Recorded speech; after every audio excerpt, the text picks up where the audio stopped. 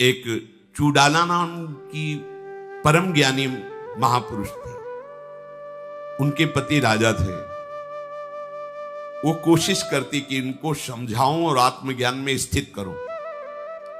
तो जब वो उनको उपदेश देती तो उनके मन में आता ना कि है तो मेरी भार्या ही, तो कहते अपना ज्ञान तो अपने पास रख। और राजा थे। एक दिन जब रोज उपदेश दिया जाता है तो कभी न कभी तो प्रभाव पड़ता है। एक दिन उन्होंने कहा, तो तुम देख नहीं पा रहे हो, तुम्हारी यौवन अवस्था वृद्धावस्था की तरफ जा रही हो, तुम मृत्यु के नजदीक पहुंच रहे हो, ज्ञान शून्य हो, तुम्हारा जीवन धिक्कार योग्य हो जाएगा। राजन सावधान हो जाओ। इस शरीर में आसक्ति, स्त्री शरीर में आसक्ति, भोगों में आसक्ति, ये तुम्हारी दुर्गति कर देगी। हम तुम पर दया करके कह रहे हैं कि आप सावधान हो जाओ। उनको लगा कि छोड़ो राज्यपाल और वैराग्य धारण कर लो। ये प्राय रोज हमको बोलेंगी और बात भी सही है। शरीर तो नाशवान है, आज नहीं तो कल नष्ट होगा, मुझे इनकी बात मान लेनी चाहिए। अगर उनको ये बात समझ में आ जाती कि जो हमको वैराग्य प्रदान कर रही है उसी के आगे हाथ जोड़कर बैठ जाएं कि अब आगे क्या करना है, तो कहीं नहीं जाना पड़ता, वहीं सब कुछ बोध प्राप्त हो जाता। क्योंकि बोध संपन्न महापुरुष थी चूडाला। अब वो छोड़ दिए राज्य। उनका नाम सिखित ध्वज था। पहाड़ों में जाके एक कुटिया बनाई, झोपड़ी कुश की, और घोर वैराग्य से रह करके भगवत चिंतन का अभ्यास करने लगे। पर अशांत चित्त रहता, बार बार मन में आता राज्य कैसा चलता होगा, इतना मुझे प्रेम करने वाली मेरी भार्या कैसे रहती होगी, मेरे पुत्र मेरी प्रजा में क्या होता होगा। अंदर जलन अशांति। जब दुचित होता है तब अशांति बहुत होती है। दुचित कबहु परितोष न लाही। इधर घोर वैराग्य से रहना और अंदर से राग इस बात का। अब चूडाला जी सिद्ध पुरुष थे। उन्होंने विचार किया कि पत्नी भाव से तो समझ नहीं पाए, इनको सुख पहुंचाने के लिए इनका पूज्य भाव धारण करना पड़ेगा हमें, क्योंकि पत्नी पे पूज्य भाव नहीं होता। देखो, उत्तम बात यह है कि जहां से हमें ज्ञान मिले, जहां से हमें भगवान की प्रीता मिले, हम ये नहीं कहते कि तुम उनका चरणामृत उतारो, पर अगर वो भाई है या पत्नी है या कोई भी है, वहां मन से उसको गुरु रूप से वर्ण कर लेना चाहिए। जैसे बिल्व मंगल जी ने चिंतामणि को गुरु रूप से वर्ण किया कि अगर चिंतामणि ने सदुपदेश न किया होता, हमारे साथ कटु व्यवहार न किया होता, तो आज मैं श्री कृष्ण प्रेम को नहीं प्राप्त होता। पर प्राय होता है नजदीक के संबंधों में ऐसी पूज्य भावना नहीं बन पाती है। बड़ा उपदेश करती है तो पत्नी ना, ये भाव नहीं होना चाहिए। अगर ठीक उपदेश मिल रहा है तो मेरे भगवान इस रूप में आकर उपदेश कर रहे, मेरे गुरुदेव भगवान यहां से बोल रहे, ऐसा भाव रखना चाहिए। अब वो विचार करके एक सुंदर ऋषि रूप धारण किया और आकाश मार्ग से उनके सामने से उतरी। जिसको वास्तविक ब्रह्म बोध हो जाता है, सारी सिद्धियां हाथ जोड़कर उसकी सेवा में खड़ी होती। जैसे श्रीमद राधा सुधा निधि में श्री राधा किंकरी नाम लुठति चरणयूर अद्भुता सिद्धि कोटि। राधा दासियों के चरणों में करोड़ों अद्भुत सिद्धियां लौटती रहती हैं। आकाश, अब ये क्यों दिखाया? क्योंकि श्रद्धा बनेगी ना। आकाश मार्ग से ऋषि वेश में उन्हीं की पत्नी चूडाला उतरी, उनके साथ हाथ जोड़कर खड़े हो गए, अर्घ दिया, साष्टांग दंडवत की और कुशासन दिया और कहा, हमें आपको देखकर ही इतना आनंद हो रहा है कि आज हमारे भाग्य खुल गए। मेरा हृदय जल रहा था वैराग्य में रहने पर भी, पर आपके दर्शन से अद्भुत आनंद। हे ऋषिवर, आप हमारा अर्घपाद स्वीकार करके विराजमान होइए। चूडाला ने कहा, राजन, जो ऋषि रूप में है, हमें प्रेरणा हुई कि मैं आपको कुछ बोलूं कि आपकी श्रद्धा हमारे पर है। क्योंकि प्रथम हृदय श्रद्धा जो करे, बिना श्रद्धा के उपदेश ठीक नहीं रहता। ऊषर में बीज बो देने के समान है। आरत अधिकारी जब पावे गूढ़ तत्व न साधु दुरावे। चूडाला ने कहा, राजन, तुमने अभी सर्व त्याग नहीं किया, इसलिए तुम्हारे हृदय में शांति नहीं और ना कभी हो सकती है। बात पकड़ लीजिए। तो उन्होंने कहा सर्व त्याग आप कैसे कह सकते हैं कि मैंने नहीं किया? अपने राज्य का त्याग किया, अपने बंधु बांधवों को त्याग किया, अपनी प्रिय भार्या का त्याग किया, पुत्रों का त्याग किया, राज सुखों का त्याग किया, और आप कैसे कह रहे हैं कि आपने सर्व त्याग नहीं किया? तो राजन, आप विचारवान हैं, विचार करके देखिए। राज्य आपका है, आपने रचना की है राज्य की, प्रजा आपने बनाई है? नहीं। धन आपने पैदा किया है? नहीं। ये शरीर आपने बनाया है? नहीं। फिर आपका था क्या जो आपने त्याग किया? ये धन, स्त्री, गृह, राज्य, भूमि, छत्र, बंधु बांधव ये आपके थे ही नहीं, तो आपने त्याग क्या किया है? कैसे आप अपने को त्यागी मान रहे कि मैं सर्व त्यागी हूं? राजन, जो त्याग करना चाहिए वो आपने त्याग नहीं किया, इसीलिए आप शोक रहित नहीं हुए। तो राजा सिक्किध्वज ने कहा कि हे ऋषिवर, यदि आप ऐसा मानते हैं कि राजपाट मेरा नहीं, धन धान्य परिवार मेरा नहीं, तो ठीक ही मानते, क्योंकि मेरी भी समझ में आ गया वो मेरा नहीं था, तो मेरा क्या त्याग? तो ठीक है, इस पर्वत में बनी हुई ये गुफा, ये कुटिया और ये वन, मैं इसका परित्याग कर रहा हूं, अब विचरण करूंगा। तो उनका फिर गलती कर रहे हो, ये पर्वत आपने बनाया, आपने मान लिया कि पर्वत मेरा है, ये गुफा आपने बनाई, ये तृण आपने बनाए, तृण की पर्णकुटी आपने बनाई, तृण तो आपने नहीं बनाए, ये वृक्ष आपने बनाए, ये भूमि आपकी है, आपने क्या त्याग किया? हाँ, ये भी बात ठीक है। तो मतलब ये त्याग करना भी सर्व त्याग नहीं होगा, आपका जो है वो त्याग करो, तभी सर्व त्याग माना जाएगा। अच्छा, तो ये वन, ये गुफा, ये कुटिया मेरी नहीं, तो मैं जिस आसन पे बैठा हूं, ये जो मेरा कमंडल है, ये जो मेरी माला है रुद्राक्ष की, मैं इसको ग्रहण करता हूं, इसीलिए सर्व त्याग नहीं हुआ ना, इसको भी त्याग करता हूं। फिर वह श्री और का कमंडल की रचना आपने की है, रुद्र अक्ष की माला की रचना आपने की है, ये आसन आपने सृष्टि में प्रकट किया है। नहीं, तो फिर जब तुम्हारा है नहीं तो त्याग किस बात का?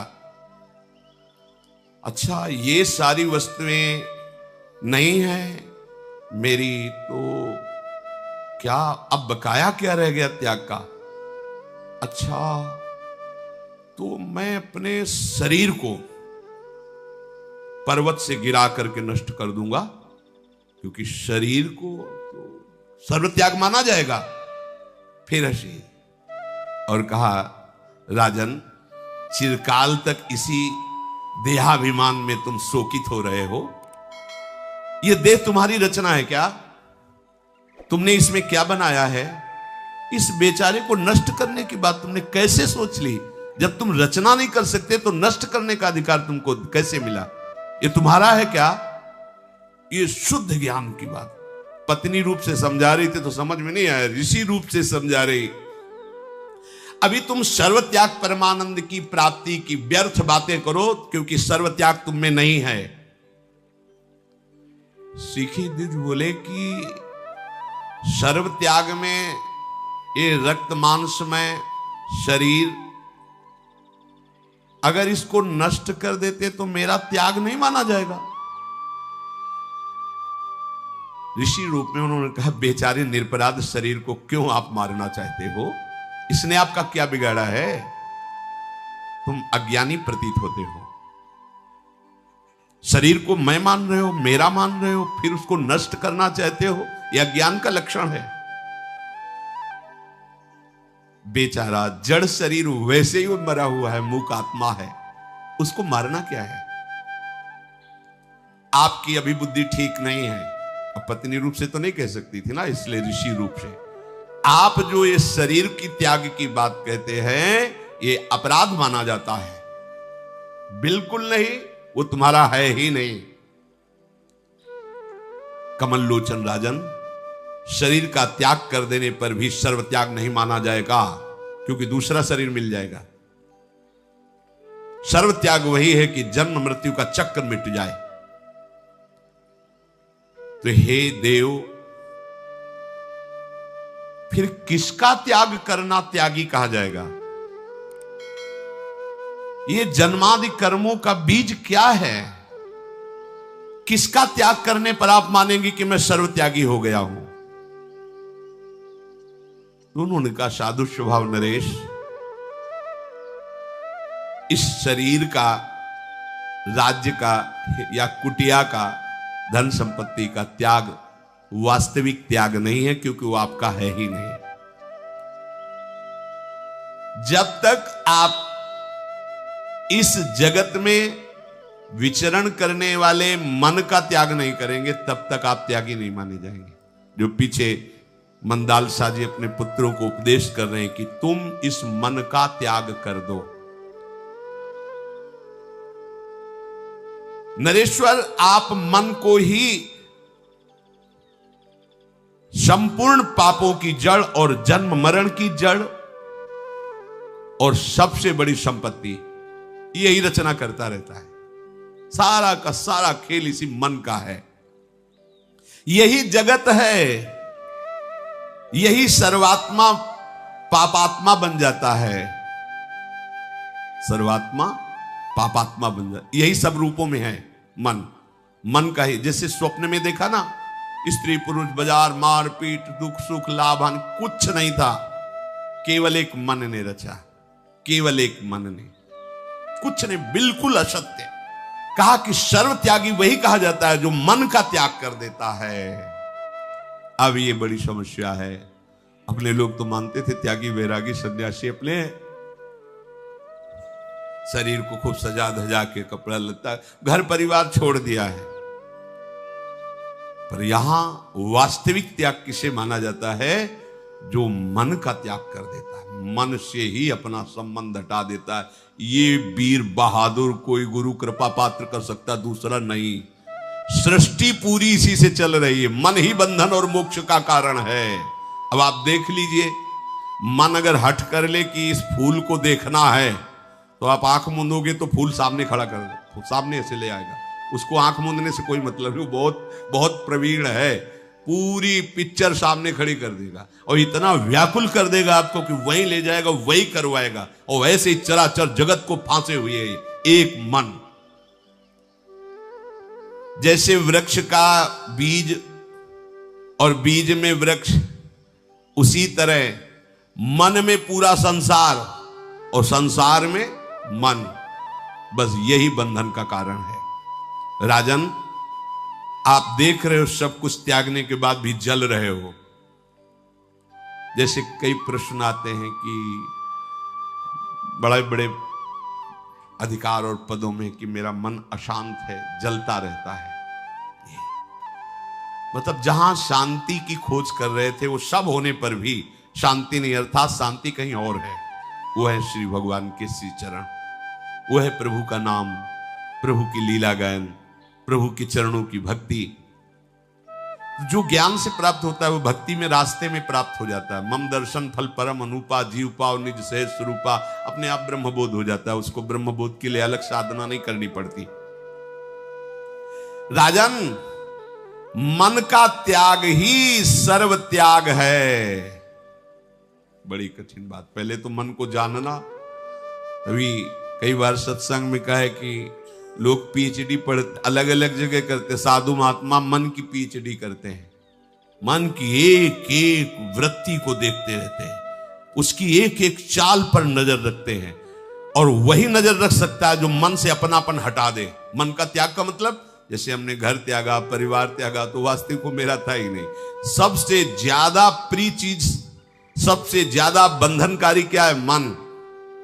देखो ना, सब परेशान हैं इसी में और इसी की आज्ञा का सब पालन कर रहे हैं। बस जो गुरुमुखी हो गया और मनमुखी चाल को रोक दिया, वही महात्मा। नहीं तो चाहे 100 गुरु बना लो, ये सबसे बड़ा गुरु तुम्हारे अंदर बैठा हुआ है मन। ये अपना इस चेला बना के रखेगा। जिसने मन को चेला बना लिया उस गुरु, और जो मन का चेला बन गया वो शुरू माया में।